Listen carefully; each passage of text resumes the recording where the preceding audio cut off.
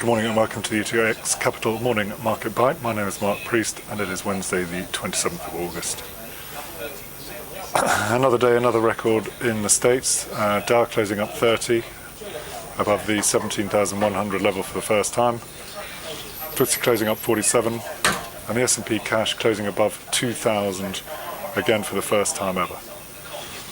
The reasons for this were twofold really. First was the hope that the ECB would carry out further stimulus, and also there were peace talks between the Russians and the Ukrainians, and hopefully that will put an end to the turmoil that we've seen over in that region, which is one of the reasons why the markets have been pretty volatile for the last month, 6 weeks or so.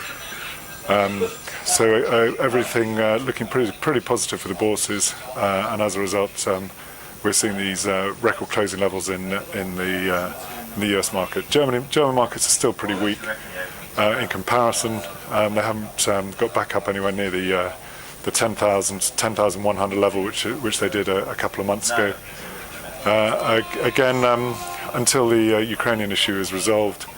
And also they've had a succession of pretty weak numbers coming out, so I think there are concerns that perhaps being the paymaster of Europe is knocking their economy slightly now. So again, the DAX, although it did rally, it's still well off its highs. Figures today, pretty quiet day on the economic front. 7:45 we've got French business climate. 9 o'clock we've got Italian consumer confidence, and then the only thing out of the States is midday today is the US mortgage index. So again, nothing really of any consequence. On the currency front, again we're still seeing the dollar pretty strong, again on the back of the fact that we heard from Janet Yellen that perhaps we might see interest rate rises at the beginning of next year. Cable trading around the 165.5. The euro against the dollar, again pretty weak, still around the 131.70 level, and sterling euro at around the 125.60 level. Overnight we did see the Australian and the New Zealand currencies getting pretty well bid, so a lot of interest in that area too.